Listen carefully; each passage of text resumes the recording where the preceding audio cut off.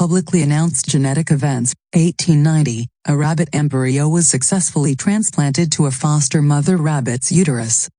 1944, a human ova was fertilized in vitro, that is, in layman's terms, an egg was artificially inseminated in a test tube. 1952, Briggs and King in Indiana University clone a frog. 1970s, Rand Corporation predicts that para-humans will be genetically created to do menial tasks in the future. In a totally different affair, Lord Rothschild, who is a physiologist who has studied genetics, warned that self-centered fanatics might set up cloning shops privately.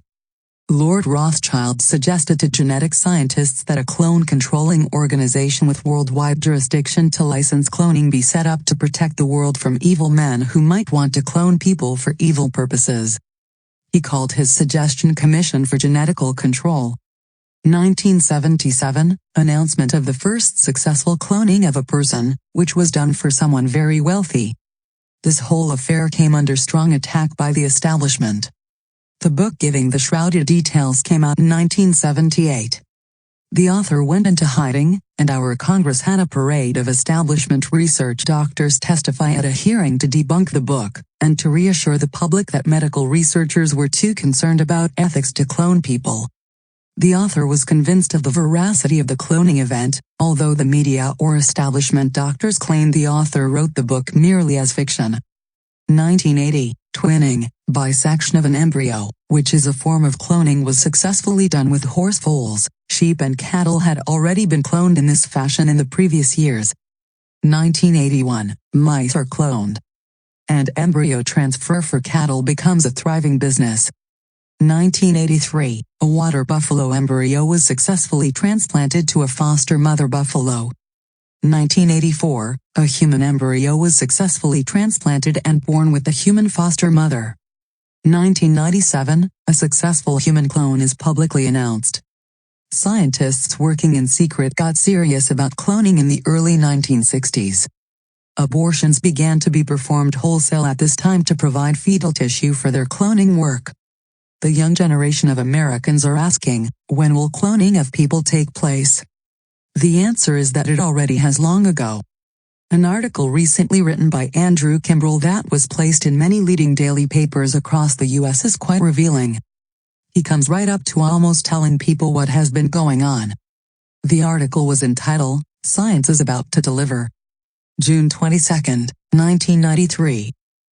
Most Americans are unaware of the real-life exploits of current genetic engineers, science facts which in many cases are as chilling as any science fiction. Pigs have been genetically designed to contain human growth genes in the hopes of creating super pigs that would have more meat. U.S. government and private researchers have expended billions of taxpayer dollars in the creation of tens of thousands of genetically engineered animals never before seen. One prominent scientist predicts that we may soon see 5-ton cows and pigs 12 feet long and 5 feet tall. Genetic engineers have cloned higher mammals, including cattle. One writer notes that genetic engineering has the potential to create a vast army of identical clones, each produced to some preset specification. Cannon fodder, scientists, opera singers, all could be manufactured to order. The New York Times has editorialized, "Life is special, and humans even more so, but biological machines are still machines that now can be altered, cloned, and patented." Wow! Readers, do you realize that between the lines they are talking about bionic robotoids, the robots that are now being created to take the place of people in high places? And the chilling idea that human-like machines will be produced that will not be treated as anything but machines, that is a chilling idea too. In this author's September 1993 newsletter there were 2 articles by this author on cloning, one entitled Clones, Synthetics, Organic Robotoids, and Doubles, and the other article Dell's Genetic Research/Cloning Facility. In the month following my September 93 newsletter's release, the establishment came out with stories about humans being cloned. This 93 cloning was the first publicly revealed and publicly accepted human cloning, but the truth is that it had already been done for about 30 years secretly. In December 1993's newsletter I had a follow-up article on cloning where I reviewed what the media was telling people about cloning after the first human cloning had been announced. My article also discussed the novel Multiple Man, which is about how exact copies of the president are made. The book has some surprising similarities with what they actually did with President Carter. Finally, in September of '96, this author's newsletter came out with its 4th article on cloning. This appendix is not the final word on the topic. The whole topic about clones, synthetics, robotoids, and doubles could have a great deal more said. This appendix is merely a review of what those 4 articles contained. Cloning also relates in a big way to the cranial or body manipulation that was introduced in this book. It also relates to the group mind or proxying that is being done. Perhaps at some point this author can go into the deeper intricacies of cloning, but for now this appendix will provide its information in the following format. Section A. The future shock that this topic subjects the common person to. Section B. Instructions on how to clone a person. Section C. The 4 types of clones that are used by the Illuminati. 1. Actual clones. 2. Synthetic people. 3. Organic robotoids. A. How the memory of a person is transferred for the organic robotoids. 4. Doubles, lookalikes. Section D. Secret cloning sites. Section A. The future shock that this topic subjects the common person to. What happens when a technologically backward people are suddenly confronted with a technologically advanced people? What happens is that people are called on to change. In many cases the stress is what Alvin Toffler described and called future shock. The overstimulation of new ideas, new decisions, new ways of looking at things can cause great distress to the mind and body. Radical changes to adapt to the new situation are demanded. In the case of the Navajo, one can see pickups parked beside hogans. In Nepal, where I lived, the Nepalese had never gone through a horse and buggy era, so they had no word for drive in their language. When cars suddenly appeared, the first was carried into Kathmandu on the backs of porters. They had no word for drive, so they used the words they had sit and go. So where we say let's drive to town, they would say literally, let's sit and go to town.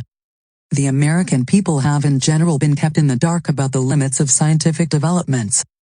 The known reasons people have not learned are varied. The Cold War was one reason.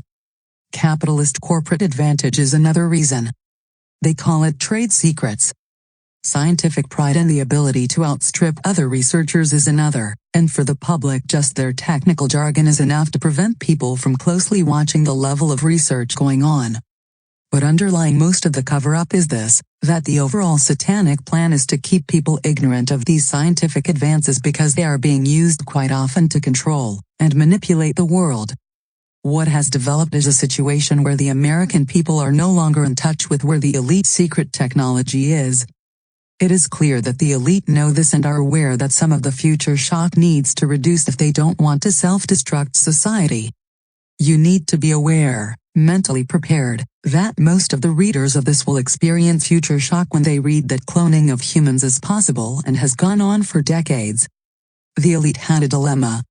If society isn't moved forward to match their secret scientific advances, it will soon be like cavemen meeting modern-day men.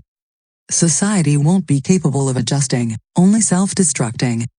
On the other hand, they certainly can't tell us what they are already doing, because they are using this technology against us to control us. For this reason they are giving us movies that show us things that they have already invented, but these are put forth as fiction in these Hollywood films. They hope to lessen the future shock, which their own secrecy has greatly contributed toward creating, while maintaining control over the general population. Some of the films that show existing technology. Cloning. Jurassic Park, cloning. Genesis II, underground genetics laboratories that are connected by tube shuttles. Terminal Man, brainstem implants. Star Trek, various items. In addition to some of today's secret technology being shown, the attitudes and beliefs shown on the 2 series, especially Star Trek The Next Generation, are the attitudes the satanic elite want people to have. Prepare for future shock. The scriptures give strong indications that genetic monsters, the half-breed Nephilim, will exist in the end times. God's word also forecasts that the mark of beast will be needed for buying and selling. One item conveyed by the Bible's book of Revelation is that totally unexpected sudden change will characterize the end times. Christians need to be prepared for unusual big changes. So great will these changes be that the nations will be distressed, and men's hearts will fail them for fear. LK 21:25-27. The Bible predicted that knowledge shall increase in the last days before Christ returns. DN 12:4. But that knowledge will be used for evil, because the Bible also says that the world will be totally corrupt as in Noah's time, MT 24:37, which was a time of the genetic monsters, the half-bred Nephilim. It also says men and horses will be out of work. Zech 8:10. And it is believed that Nahum 2:3-4 must be describing automobiles, and that Isaiah 31:5 and 60:8 are describing and prophesying airships in the last day. The description of the mark of the beast is startlingly accurate in describing the microchip which is being inserted into people's hands and foreheads. The information that is allowed out for the public to access has been heavily censored. Still, in spite of all the intense secrecy, if a person takes the time to dig, and to find key items written by scientists, enough of a shadow picture develops to allow a person to realize that they already can produce several things the public is unaware of. Many times the articles will discuss only a tiny aspect of a larger process, or will say we have the knowledge to do such and such but the actual doing is years away. And somehow people swallow that we could have the capability to do it, but aren't. For instance, in a book that was published in 1979, Robert Gilmore McKinnell, professor of genetics and cell biology, College of Biological Sciences, University of Minnesota, wrote, "It has been reported that mice, and some large domestic animals have been cloned. Humans have not. Because the reproductive biology of humans is similar to that of mice, and other mammals, it is likely that humans could be cloned. Some of the men who know what is actually being done, are afraid to tell what they know. However, I do not have neither a professional reputation nor a job to guard. I have never taken any oath of secrecy to any of these organizations of the establishment. I can simply tell you the truth without fear." Section B. Instructions on how to clone a person. For those who want a medical description of just one way that cloning of people can be done, and this capability has been around for at least a decade, and much longer secretly. The idea that we don't have the knowledge to do it is simply a myth for public consumption.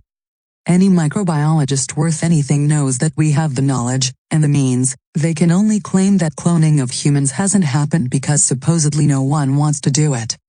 A technique, instructions how to clone a human. The ovulation and ovaries of the woman can be monitored. Just before natural ovulation, there is an increase of luteinizing hormone which is called the luteinizing hormone surge.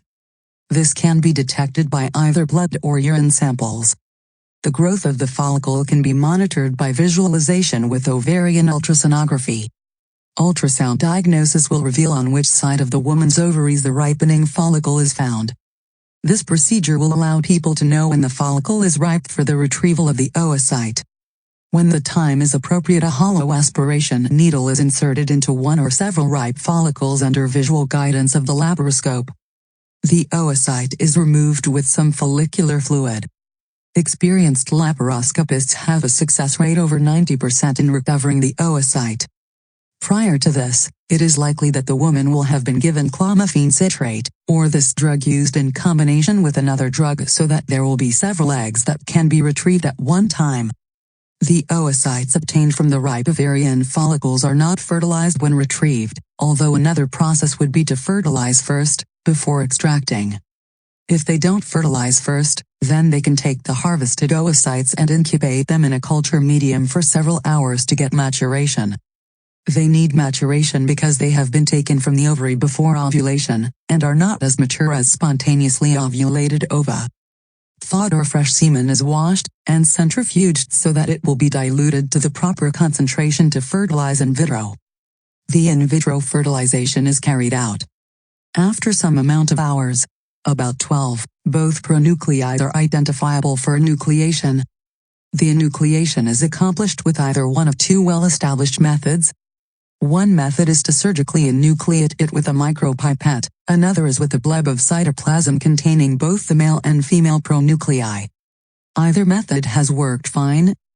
These nuclei, by the way, have been obtained from the inner cell mass of an early human embryo. This again is a well-established practice. Let us digress slightly and explain the method to obtain the nuclei. The zona pellucida must be removed from a cultured embryo, the trophectoderm separated from the inner cell mass, and then, the cells dissociated with an appropriate enzyme in a calcium and magnesium-free salt solution. Going back to the cloning process, there are several methods for growing a donor nucleus, obtained from its source using the just mentioned method, with the nucleated cytoplasm, obtained from the woman's in vitro fertilized ovum. One might be to surgically implant it with a micropipette, another is fusion with an inactivated Sendai virus. Whichever way is considered most viable by those performing this will be used. And then the human nuclear transplant will be cultured until it can be placed into a human foster mother. When the clone has reached the 8 to 16 cell stage, it will be transferred into the foster mother. If needed, the transfer can be done later, and the clone is simply frozen. When the transfer takes place, the clone is drawn into a fine plastic tube, a catheter, which, then in turn, would be introduced through the cervical canal into the interior of the uterus.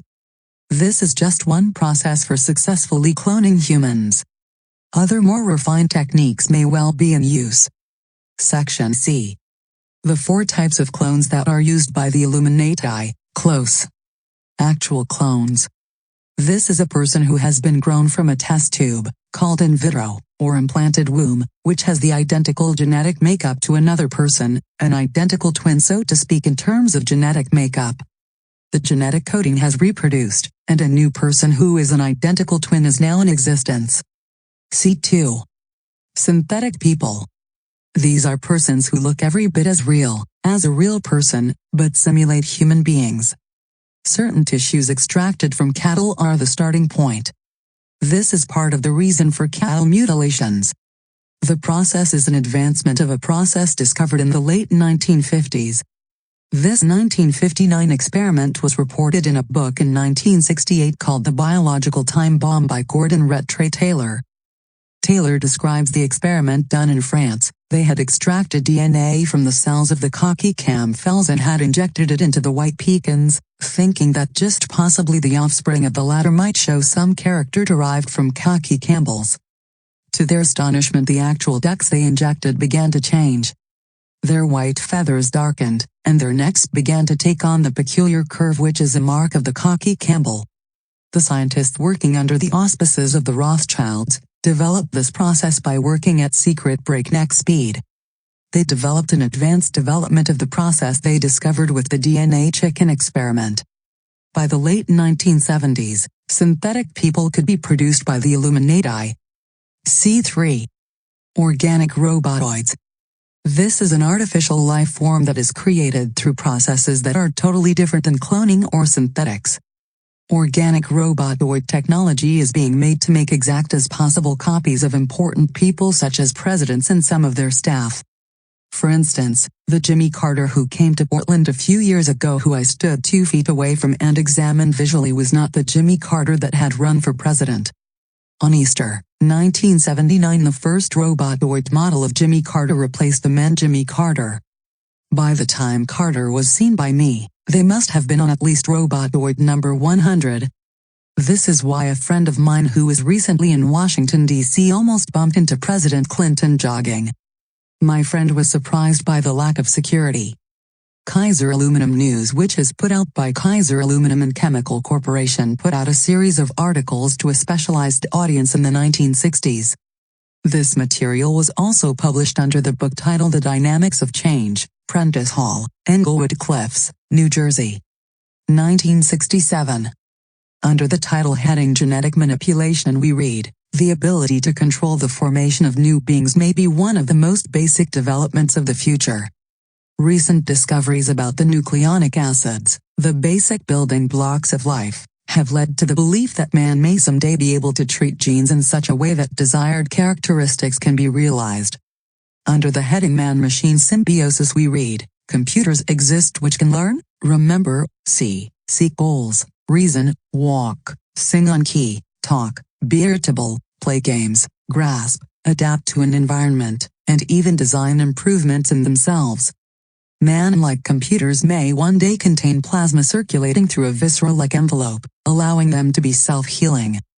Under the heading Human Robots we read, an electronic circuit that imitates two neurons, the cells of the human brain, has been built, and has enabled a robot to deal with some unexpected situations, but the neuron structure was bulky. The brain has billions of neurons, meaning an incredible miniaturization job will be necessary before truly human robots are developed. As the reader knows, since the 1960s when this was written, an incredible miniaturization job has been done in computers. What the public knows of that miniaturization is incredible, and that is only part of what has actually occurred. In fact, scientists are now able to manipulate DNA to create computers. A basic thing that is needed to create a computer is material that will consistently change given some type of signal. This is because the computer works off of base 2, or what is simply an on-off switch system, or a 0 or 1 system of numbers.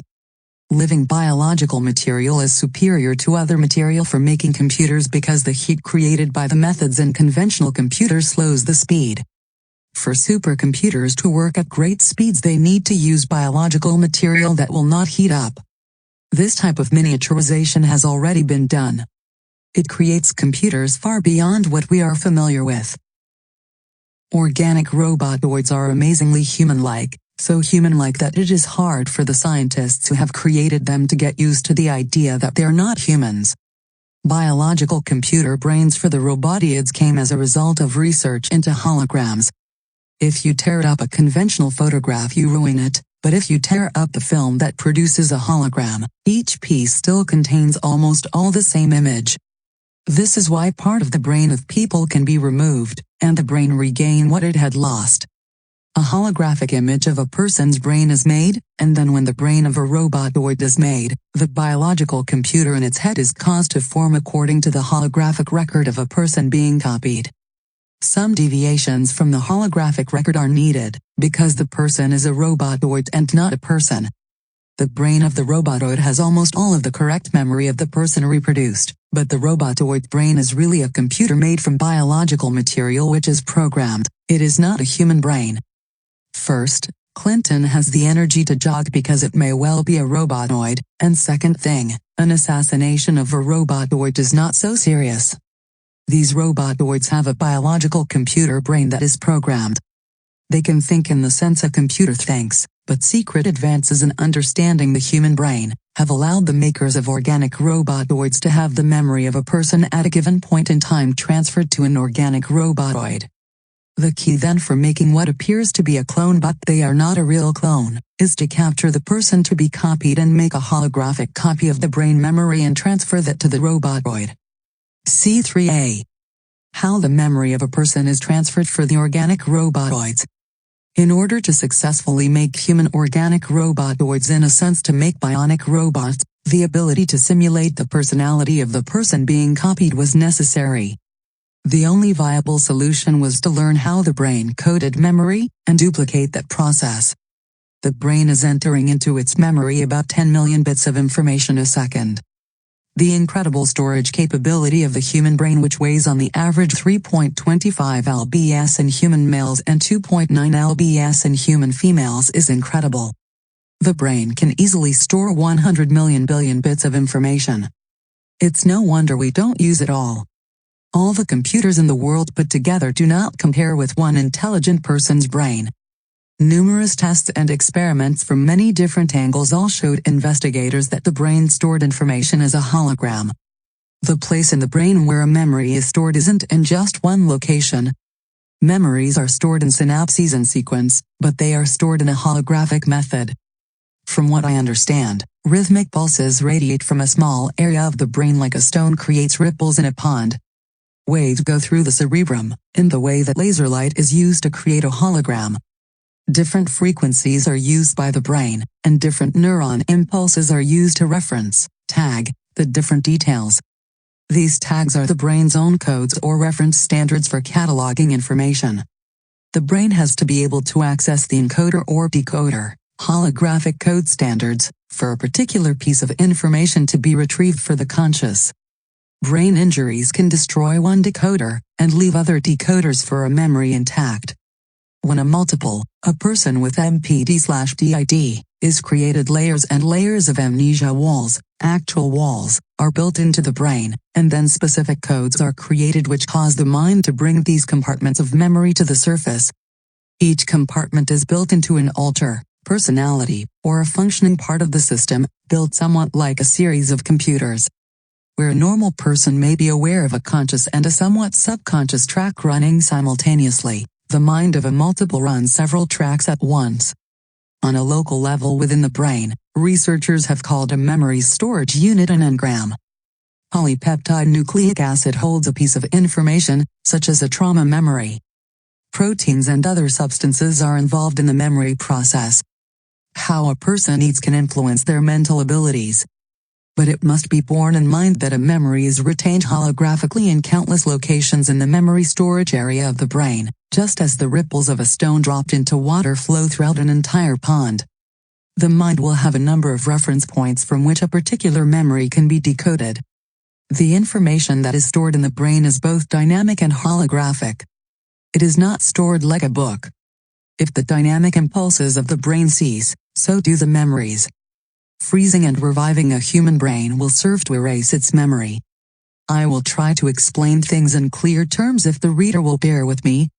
The reason that we recognize objects so quickly is that the brain performs what is similar to what researchers call a Fourier transfer. Messages are transmitted through Fourier transform messages. What is a Fourier transform message? A Fourier transform is a mathematical method where a complex wave, or a complex pattern is broken down and converted into a basically longer, but precise signal of simpler frequencies. In other words, a squiggly line is hard to communicate, but via the Fourier transform it becomes a string of numbers which is quite easy to transmit.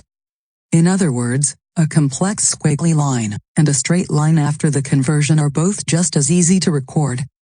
The brain stores information in a form similar to a Fourier transform, so that when it must look for similar patterns, it can quickly overlook everything but another identical Fourier transform pattern. A mental comparison is done so quick that it gives the ability to the brain to instantly recognize people who one hasn't seen for years. The holograms of memory that the brain makes are transmitted through Fourier transform messages. Holograms are hard to destroy, for each piece contains the whole. Rip a holograph in half, and you still have the same picture. Rip it in half again and the same picture remains. After a great many cuts in half, the holograph begins to get a little fuzzy, as it loses some of its detail, but the entire picture is still there. That is why memories begin to get somewhat fuzzy, because we are only puffing up a small piece of brain that recorded the memory. However, if we can pull up more of the holographic image of the memory, we get a more distinct, detailed picture. It was secret research into holograms that gave Illuminati scientists the ability to copy the memory of an entire brain. A holographic image is made of the host's brain, and that is transferred into the biological matter functioning as a brain of the robotoid. Since the body and brain of the robotoid are not identical to the original person being copied, adjustments have to be taught and programmed into the mind of the robotoid.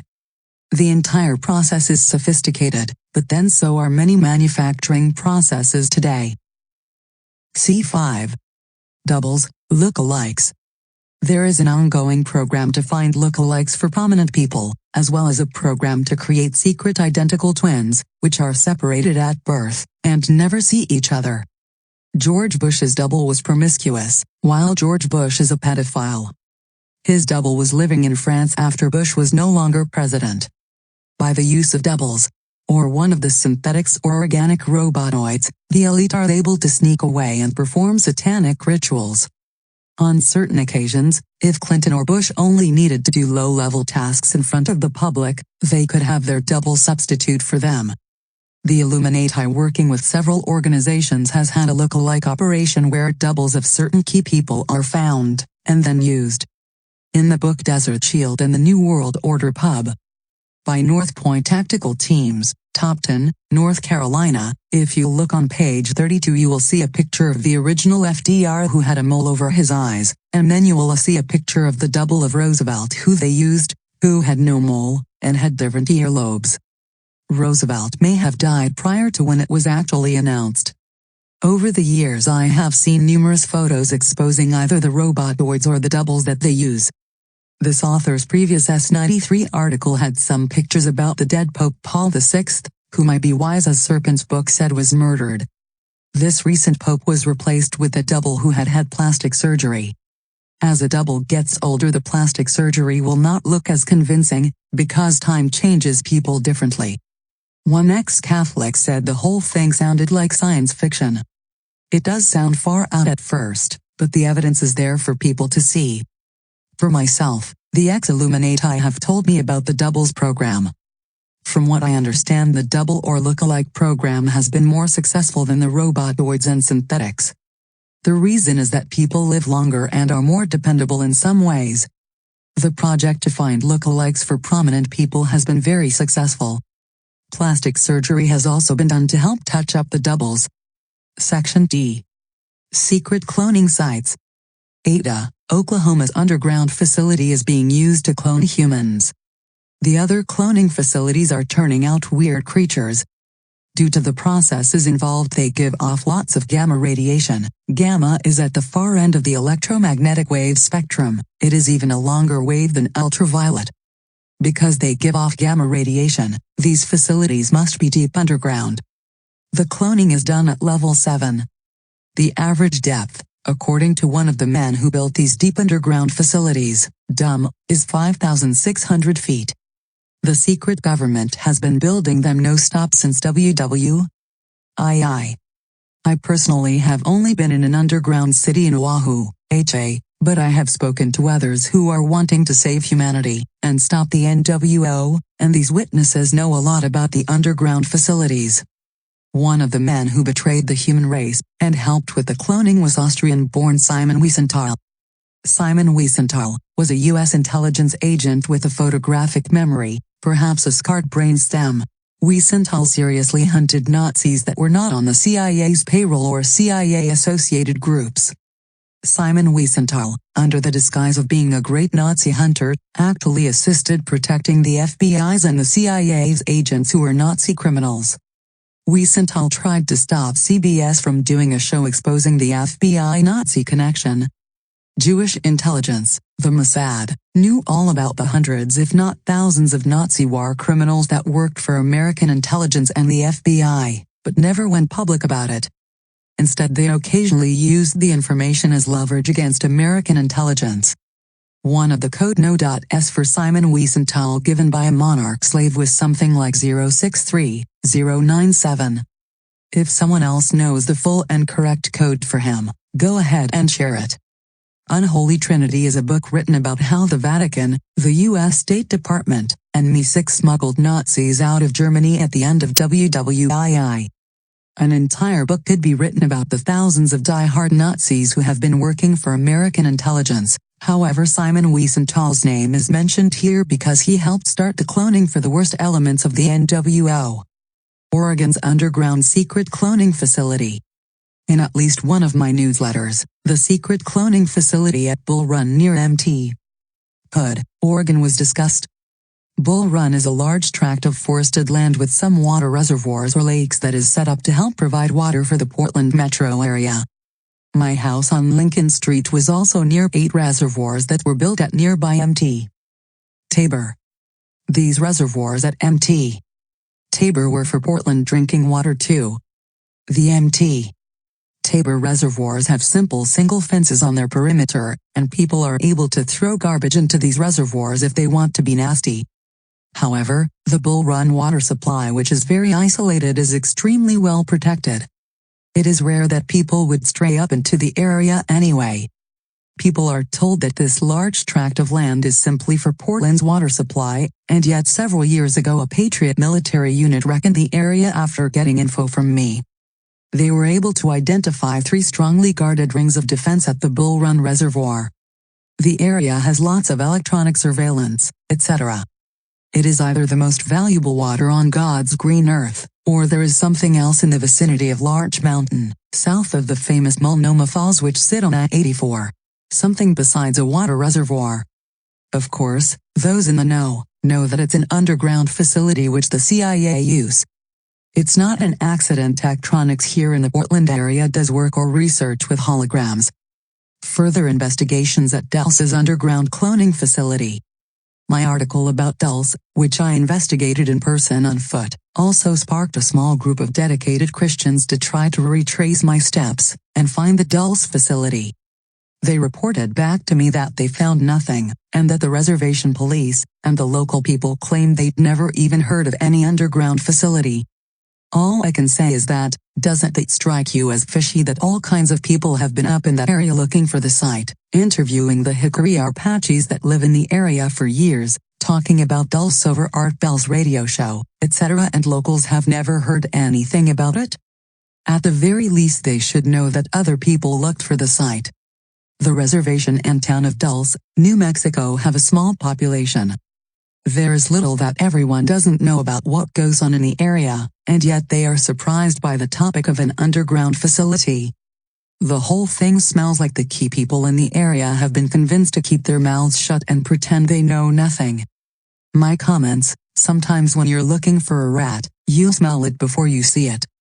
According to someone who has worked in the Dulce underground facility, the openings on the north and SW face, Aztec cliffs, are still in use. Actually, the cliff that has a face that looks like an Aztec on MT. Arcalida has been cemented shut because hikers kept straying into the area. A deep needle detector which could detect metal or magnetism deep down could reveal the Dulce underground facility, but people who get this close often disappear.